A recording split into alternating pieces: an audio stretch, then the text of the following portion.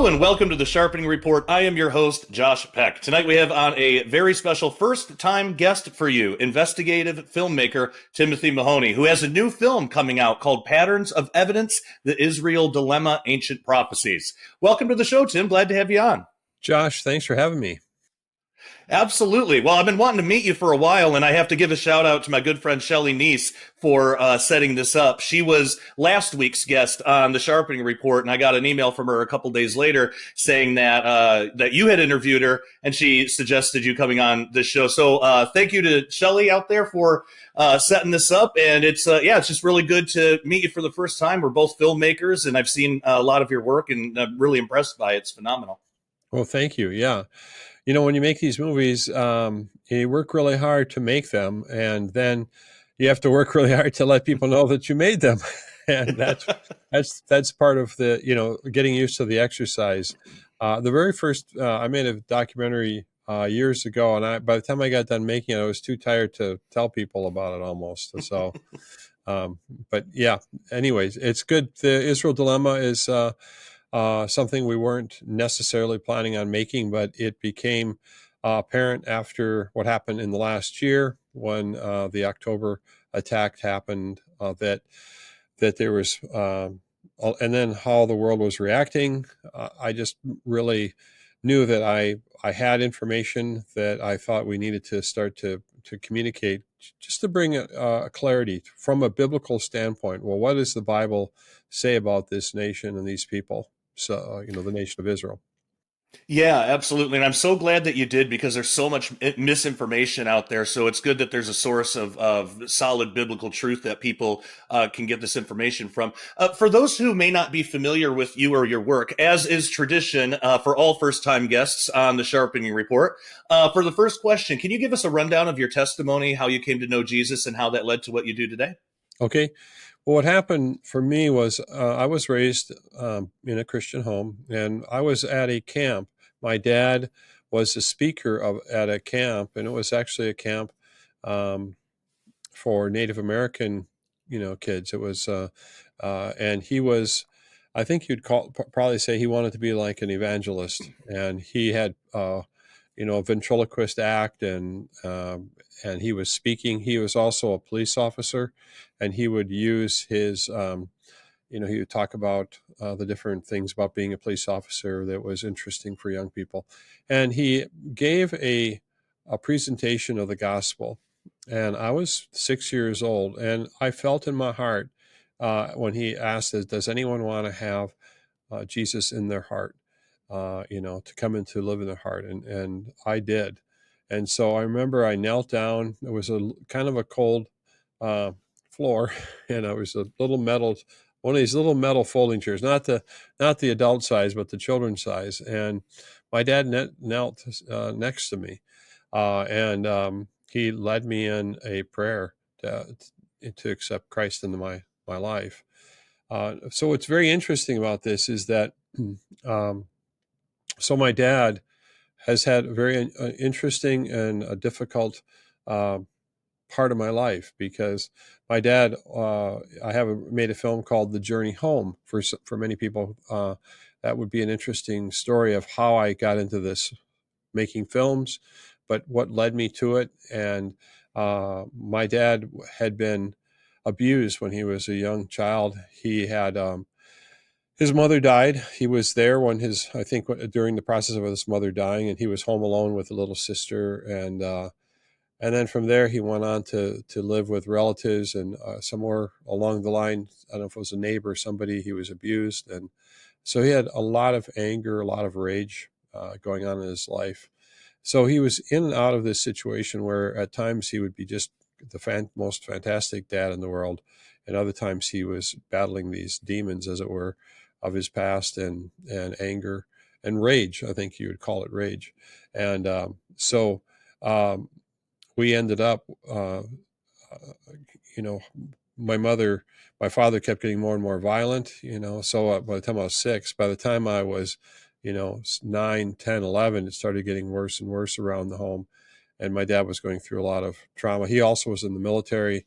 He was at a famous battle called Pork Chop Hill in Korea, which they made a movie about. And he was given a Purple Heart and a Silver Star there, lost a lot of his guys.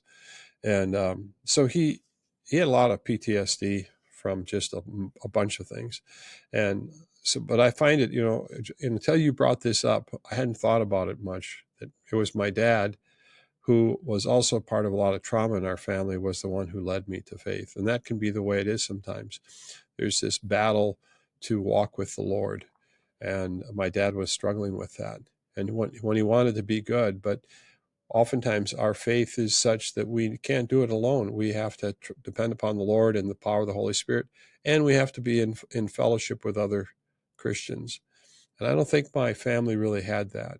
I think they went to church, but they didn't really have any really close people to walk through. My mother had her sister and other relatives, but so I grew up after, we ended up escaping from my dad. And when I say escaping, I mean literally, we went and escaped and went and hiding.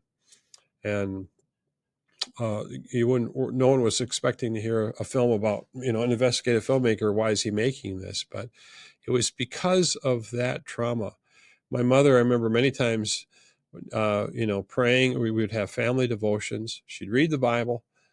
We would kneel together and pray.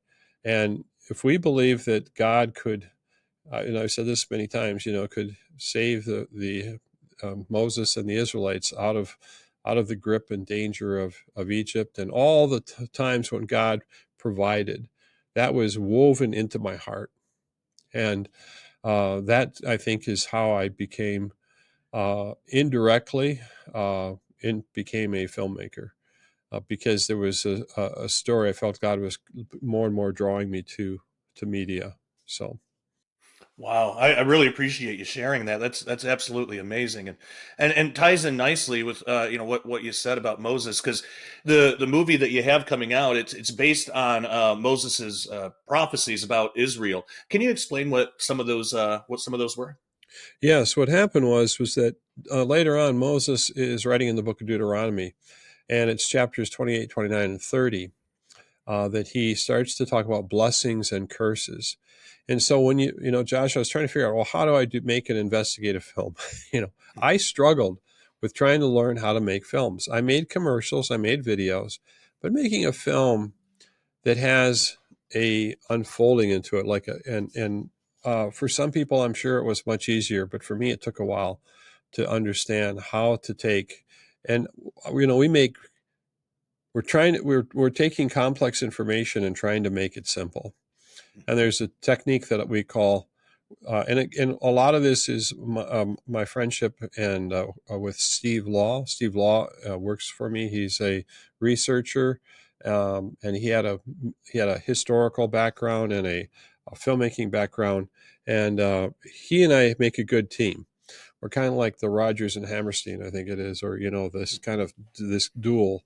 Because I have a sense of direction and sense of how we should do things, and he's a structural engineer, so he works on the logic of it, gathers a lot of information, and at times it's like, oh, there's 250 pages, we only can have 50 pages, 50-page script. But these are all the alternatives. These are all the possible variables of what this investigation should be about. And in the beginning, I needed to figure out how to create a spine for people, a spine like a vertebrae, of how to organize information and how to make it entertaining. And so we created a technique we call dramatic logic. So how to dramatize the logic. And you've got to have a question, is there really evidence that God has acted in history? And, can we find that? And I think the Holy Spirit uses the different films in different ways. And then we just have to, really, it's just a job of saying, well, what are the different, first of all, what is the pattern?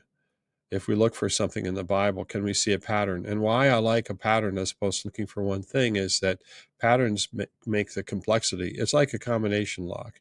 The more numbers you put into that combination, the more difficult it would be to either open, and it'll be more secure. So when you take five different ideas like Exodus, arrival, multiplication, uh, judgment of Egypt, uh, the exodus out of Egypt, and then the conquest of the promised land. When you have those five, um, they have to be in the right sequence. So you can't mix them up. They have to be in the right sequence. So the genius, I think, of a patterns of evidence film is looking for a pattern. That has been the greatest tool, because when you look at it, it has to be in the right sequence. It has to be in the right, play. You're looking for it. It frees you up to what to look for in time and space. So if someone says it's here and you're looking for and you find it over here, then that tells you that there's something's going on with chronology. So this particular film, getting back to your question, is the seventh film, and so we said, well, what is the pattern? What would we look for? Going back to Deuteronomy, where we would look for Moses is telling us that God made a covenant, supernatural agreement with these people, and so the scripture is telling us this, and then we thought, well, how would we look for that? And then what happens is Moses says, you are going to become a kingdom. You will become a kingdom, but not. But there's blessings if you obey God. And there's curses if you disobey God. And I guess what? You're going to disobey God. I already know that. And this is what the curses are going to be. You're going to be destroyed as a kingdom. So you'll have a kingdom, but that kingdom will be destroyed. You will be scattered. You will be persecuted, but you will return. So 5 things to look for. So if I go like the 5 things to look for in this pattern, and that is what we look for. And I can tell you that this evidence is amazing, and it's recorded by other nations. So they're confirming the scriptures. The Assyrians and the Babylonians are going to help us in testifying that God's word is true. So that's what this first pattern is. It's the kingdom. They'll have a kingdom that'll be destroyed. They'll be scattered. There'll be persecution, but in the future, they'll return. That's amazing. And something that I'm always interested in with other filmmakers is how they get their how they first found their signature style. Every filmmaker has a signature style that they do, and you definitely do as well. And I love it. Your films are not only extremely informative, but they're really entertaining too. And you have amazing graphics, and it makes it really easy to understand everything with the charts and things that you put in there. And it's really great. And I know, like for me, the very first, I mean, I've had a video camera in my hand ever since I was a little kid, but the very first actual film that I ever tried was just a mini documentary on my son's progress through cancer treatment. And he's in remission now. He came out of it, but at the time he was in the middle of it. And so just for a quick 5-6 minute kind of experiment to see if I even, could do documentaries or wanted to, I tried that, and it came out great. And at least that's what people have told me. But the funny thing is, YouTube, right when I put it up, YouTube deleted it, and it's some censorship issues. So we lost an entire channel over that. But the good thing is through that, it really helped me learn kind of like what my actual filmmaking style is. And then so when I went to go make my feature length films, I already had that kind of experience and background, which led to me being able to be creative and try different things in the other films. So for you, I'm curious, what led you to this evidence-based apologetics type of filmmaking related to the biblical narrative? I never set out to do this, which is interesting. But I knew I was supposed to do something. And if I was going to get involved with the documentary, some other people had made a film called Search for the Red Sea Crossing, and I think it's like 1999 or 2000, sometime in that time period. I had an interest in the Bible, I had an interest in history, and I had an interest in filmmaking. And I had made lots of commercials, and I made, I want to say, hundreds and hundreds of commercials, and I would make higher quality commercials, more cinematic commercials. So the photography was really, really important. And I've always been a kind of a cross between a filmmaker, director, writer, and a musician. And so it's just the arts of it. And what happens for a lot of us, Josh, I mean, a lot of people, if they're filmmakers or if they're artists, you don't get to, necessarily be identified and given an opportunity right off the bat, because no one can trust you with, with a big film or a lot of money or whatever. You really have to kind of work your way up to it. Yeah. And so in the case that I was at, I'm in the same thing. I mean, I was married, I had 4 kids. I was trying to pay the bills, so I started a advertising company of marketing that focused on TV commercials. And, there's like the Journey Home film that has a lot of backstory as to how this came about. But I think that God chose me in this more than I chose it. I was just making myself available.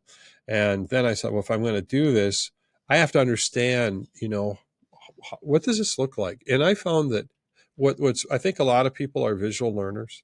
So the wall of time that we created was a great tool. And we tried to figure out how can we make it thematically connected to the Exodus and the Egypt and the desert and everything. And I had been in Egypt and saw this long temple, and it had a wall. And, creatively, I just thought, well, what if we use that concept, And so I started the first Exodus film walking along that wall. So for me, it brings me, I mean, what I find great joy in is really literally uncovering, seeing something that no one's ever seen before intellectually, and just going, oh, that's what this is about, when you start understanding that. The other thing it helps visually for me, like making a film, and the film, The Israel Dilemma, for example, there's what's going on here. Every one of these films is, you're kind of coming to this point where you're at and I enjoy that part of it. So I want to, the battle that I'm in right now is I want it to be beautiful. I want it to be cinematic. But there are times when I have to make a decision. Am I going to tell this story, or am I going to have to wait and just wait and wait until I can make it cinematic? And so what I've decided to do is I have to tell the story, and as much as possible make it cinematic. But one way or the other, the story is important for right now. And that's been the most difficult issue that I've been faced with is, you know,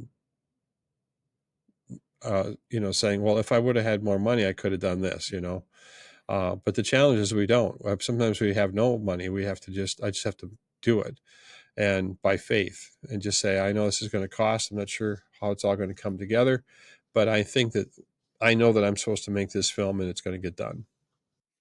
You said something interesting. You said that this film is important for right now. What about this film speaks to today? Why is it important for today? Well, the dynamic that's going on with Israel and the surrounding nations I don't think it's going to be going away anytime soon. It's not like, oh, this is just a little flare up and it's going to go away. Israel, when I started to make the film, the opening of the film shows all the different activities that have happened with different, war breakout scenarios that have happened, and then peace, and then war, and then peace. And so that's the reason why this film is really asking a question: who are these people? Who are these people that call themselves, that have the nation of Israel? Where did they come from? And how did it come to be? And I think that there's so much ignorance. It's similar to any part of the Bible that people are ignorant of. So God has given us this information, and so many people don't read the Bible, or certain people that do read the Bible only read parts of the Bible. They don't read. They might stay in the Gospels or something, or if they read the Old Testament, it's just Psalms and Proverbs. They don't quite understand, or they don't understand this. But what we have here is a narrative of God acting in history from Genesis. So Moses gives us these first 5 books of the Bible, and he's telling us and what's going to happen. And then the prophets start coming along. Moses was the first prophet, and then we get other prophets, and they are telling, they are giving information about the present and the future, near and far. And listen, I am a filmmaker like you, Josh. I'm not a theologian, but I do have a sense of direction, and in that sense of direction, I think that the Israel dilemma is going to bring us back to what does the Bible say about how this nation came into existence, and what does God say about what's going to happen to this nation. So this film is both for people who are Jewish, it's for the rest of the world. And the reason I call it, if people want to also get tickets for it, they can go to patternsofevidence.com. It's good. The film is going to be in theaters on November 13th, which is a Wednesday, 14th, a Thursday, and the 17th, a Sunday. And it's only going to be there for 3 days. And I encourage people to buy tickets now, and you can get group ticket sales. If you have a large enough group, you can get discounted tickets. But buy your tickets now, because if the theater doesn't see anyone buying their tickets, they're going to dump the film. They need pre-sales, and I think it's important for films like these types of films to have a public marketplace. Now, you can bring your friends that are skeptics, or your son who's not sure about the Bible or whatever, and you're going to be, I think, inspired. There's going to be an amazing pattern of evidence when people discount the Bible as being mythological or whatever. This is history. This is what we're showing here. Is there's a real history here, and it's that's what God is giving us is a record of His activity. Yeah, absolutely. I completely agree. And, that in all the movies that I've seen from you in the past, that has come through really well. And same here. I have a lot more that I want to ask you. So for everybody at home, Patterns of Evidence, that's the website where people can get tickets and follow you online and stuff like that? Right. There's a ticket button there, and they can also sign up to follow us. We've got hundreds of thousands of people that follow us on getting emails, and then there's a YouTube channel as well. Excellent. And I highly suggest everybody do that. Well, I've got a lot more to ask you, but because YouTube censorship, we're gonna take that over to dailyrenegade.com. So for you at home, this is the reason that Daily Renegade was created in the first place. There are times that the YouTube censorship gets so bad that even if you mention the name of Israel, it seems okay now, but even a couple of years ago, every time I would put the word Israel in the video or in the description or in the title, it would get deleted. So we had to create Daily Renegade, where we could put full videos and talk about anything that we want without fear of censorship. So that is dailyrenegade.com. We have a lot to talk about with the modern state of Israel and how this film connects with what's going on today, with a lot of the really dangerous rhetoric against Israel and her people. So we want to talk about all that, but we want to be able to do it freely. So we do that at dailyrenegade.com. So if you want to be a member, head on over to dailyrenegade.com. It is only $10 a month or $100 a year. If you can do it, I suggest getting the $100 a year. It's a little cheaper. Essentially, you get like 2 months for free. But it's not only full videos that we do there. We also have a community page where we all fellowship together. Basically, it's like the best parts of Facebook and YouTube combined into one. On the YouTube side, on the watch page, you have a beautiful format that's really easy to follow. You can easily find the videos that you're looking for. And if you have trouble, you can email me. I'll help you find it. I'd be happy to do that. JoshPeckDisclosure@gmail.com. On the community side, works just like Facebook, just without the censorship. And we can all talk about how much we love God and Jesus and each other. And it's just a really good place for us all to fellowship. So that website, again, is dailyrenegade.com. We're going to continue our conversation with Tim Mahoney over there. If you are watching at dailyrenegade.com, you don't have to do anything at all. Just keep watching. We're going to get right back into it. And for everybody viewing on YouTube, Rumble, or elsewhere, please make sure you subscribe, click the bell to turn on all notifications. And until next time, take care and God bless.